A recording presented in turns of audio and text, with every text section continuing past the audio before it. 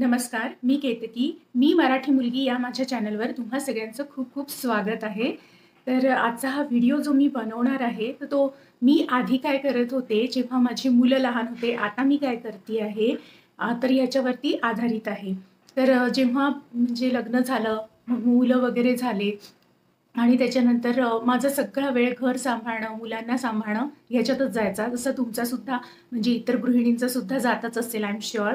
आणि मग त्याच्यामुळे स्वतःच्या काय हॉबीज आहे, स्वतःला काय करायचं आहे, तर ह्याचा सुद्धा आपल्याला विसर पडतो. कारण घर म्हटलं की ती पण एक संस्थाच आहे आणि घराकडे बघणं, मुलांकडे बघणं, त्यांच्या ट्युशन्स, शाळा, त्यांची तयारी करणं, त्यांच्यावर संस्कार करणं, त्यांची आजारपणं काढणं, तर हे खूप म्हणजे फुल टाईम वर्क आहे असं मला वाटतं आणि तुमचा सुद्धा म्हणजे इतर गृहिणींचा सुद्धा त्याच्यातच सगळा दिवस जात असेल. तर त्यामुळे मग माझाही तसाच दिवस जायचा. पण लॉकडाऊनमध्ये म्हणजे पॅन्डेमिक पिरियडमध्ये असं झालं, की मुलं थोडी मोठी झाली होती. खूप नसली तरी थोडी मोठी झाली होती आणि मग मला असं वाटलं, की न बाहेर जाता येत आपल्याला आणि आता घरातच राहायचंय, तर घरातूनच काहीतरी आपण काम चालू करूया. आणि त्याआधी कसं झालं, जेव्हा मुलं छोटे होते खूप, तर तेव्हा मी इंटरनेटवर ब्लॉग लिहायचे. त्याच्यानंतर मी माझं एक रेसिपीचं पेज पण Facebookवर सुरू केलं होतं.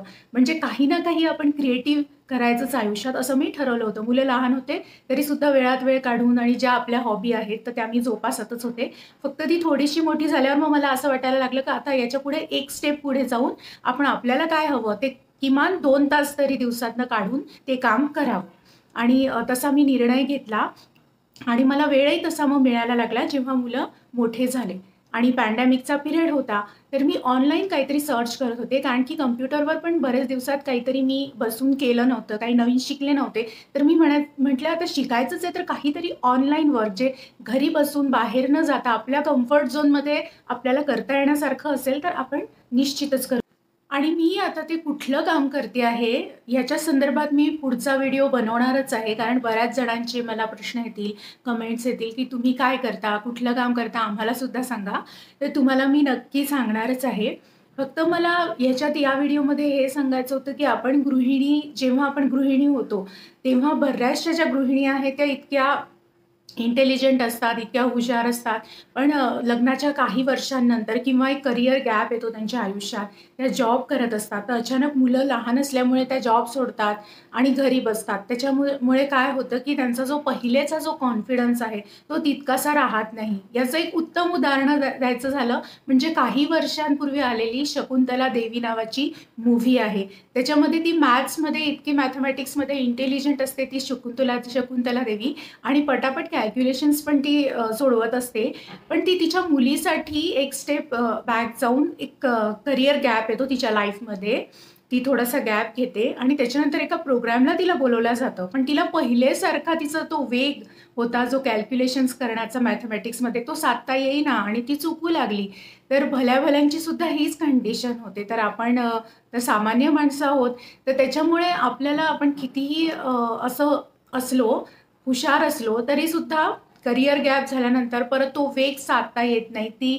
म्हणजे मेंदू आपला घरातल्या कामांमध्ये जास्त ॲक्टिव्ह राहतो, परंतु त्या कामांमध्ये तो तितकासा ॲक्टिव्ह नसल्यामुळे आपल्याला परत तो वेग साधता येत नाही. तर आपल्याला असं वाटतं, की अरे, ही बघा किती इंटेलिजंट आहे, ती बघा म्हणजे आपण ना दुसऱ्यांशी स्वतःची कंपॅरिझन करायला लागतो आणि स्वतःला अंडर एस्टिमेट करायला लागतो आणि हे सगळं खूप साहजिक आहे. त्याच्यामुळे मीच अशी का?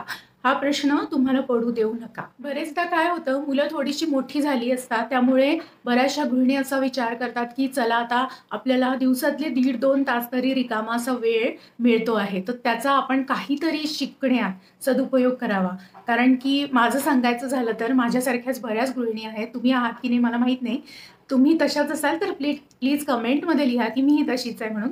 म्हणजे बाहेर जायला, खूपसं शॉपिंग करायला किंवा खूप मैत्रिणींमध्ये जाऊन किंवा इतर लोकांमध्ये जाऊन गप्पा-टप्पा मारायला, म्हणजे मनोरंजनासाठी टीव्ही बघण्यात, रील्स बघण्यात मला असा खूपसा इंटरेस्ट नाही आहे, की मी माझा अमूल्य वेळ वाया घालवेल.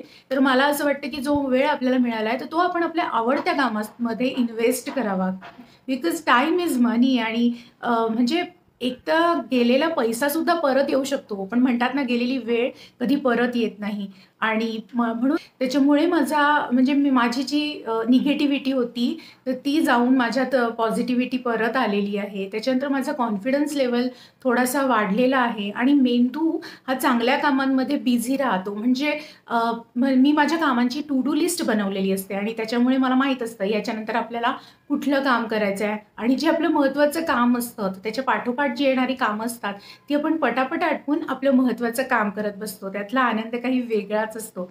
तर माझ्या आत्तापर्यंतच्या व्हिडिओमधून तुम्हाला थोडी जरी प्रेरणा मिळाली असेल, व्हॅल्यूज मिळाल्या असतील, तर एक लाईक तर बनतोच. आणि तुम्हाला माझ्या व्हिडिओजमध्ये काय बघायला आवडेल, म्हणजे प्रेरणात्मक व्हिडिओ तुम्हाला बघायला आवडतील का? हे सुद्धा तुम्ही कमेंट्समध्ये नक्की लिहून कळवा. आणि इथपर्यंत आता व्हिडिओ बघितलेला आहे तर आवडल्यास सबस्क्राईब करा. Okay, thank you. Take care.